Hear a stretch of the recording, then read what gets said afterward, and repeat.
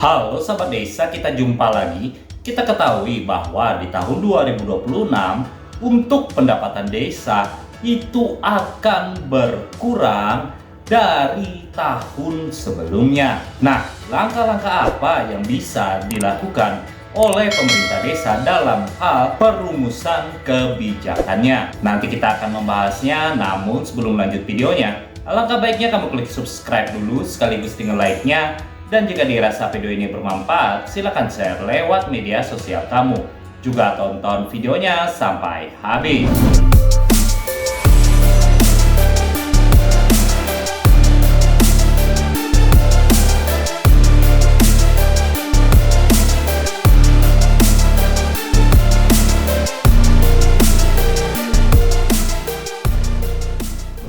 Nah, kita ketahui sendiri bahwa di tahun 2026 untuk pendapatan desa yang mana pendapatan transfer itu mengalami penurunan dari tahun-tahun sebelumnya, terkhusus dari tahun 2025.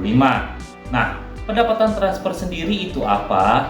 Kita melihat apa yang diamanatkan Peraturan Menteri Dalam Negeri Republik Indonesia Nomor 20 Tahun 2018 tentang pengelolaan keuangan desa, di mana untuk alokasi dana desa itu semua termasuk pendapatan transfer.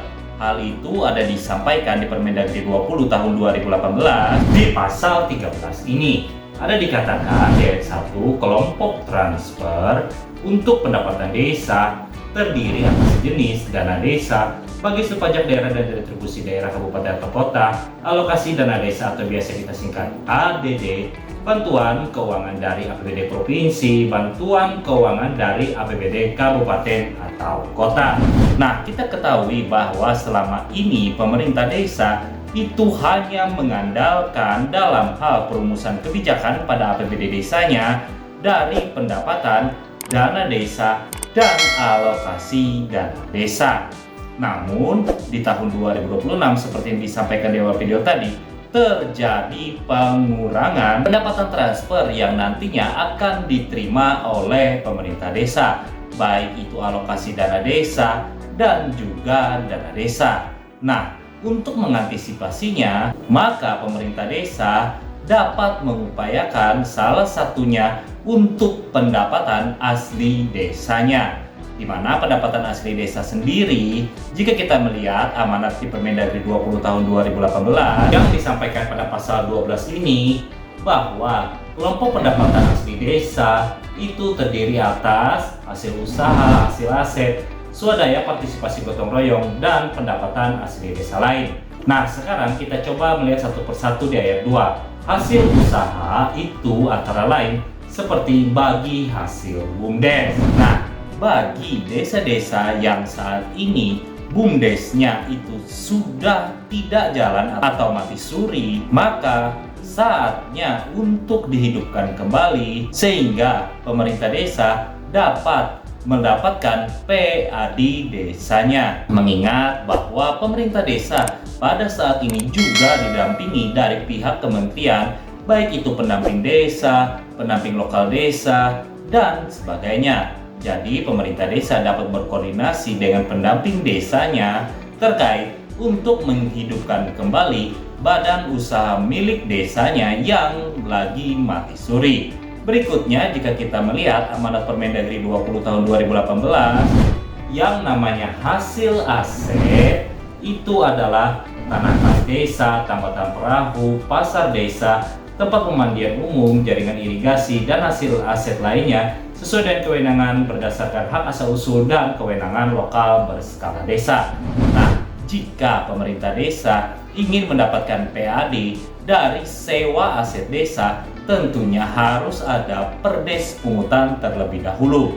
Nantinya dengan dasar perdes pungutan itulah barulah pemerintah desa dapat melakukan sewa terhadap aset desa. Begitu juga jika aset desa itu dikerjasamakan dengan pihak perusahaan, maka pastikan terlebih dahulu dengan melakukan proses kerjasama antara pemerintah desa dengan pihak ketiganya. Berikutnya, jika kita kembali melihat pasal 12 untuk swadaya partisipasi dan gotong royong, itu maksudnya adalah penerimaan berasal dari sumbangan masyarakat desa. Nah, hal ini sangat sedikit sekali ditemukan di beberapa desa di Indonesia, di mana masyarakatnya memberikan sumbangan kepada pemerintah desa untuk membiayai kegiatan-kegiatan yang akan dijalankan oleh pemerintah desa.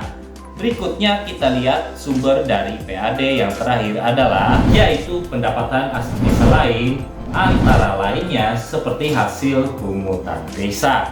Memang desa itu bisa melakukan pungutan dalam hal administrasi pemerintahan. Namun ada batasnya, di mana untuk surat rekomendasi, surat pengantar, surat keterangan itu tidak diperkenankan dilakukan pungutan.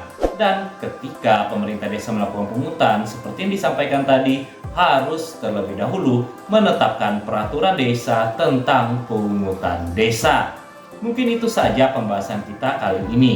Yang pasti di tahun 2026 untuk dana desa dan alokasi dana desa yang akan diterima oleh pemerintah desa itu akan berkurang dari tahun sebelumnya. Dan untuk mengantisipasinya, pemerintah desa dapat mengupayakan pendapatan asli desanya seperti yang disampaikan di Permendagri 20 tahun 2018 yang sudah kita bahas tadi. Terima kasih sudah menonton dan sampai jumpa lagi.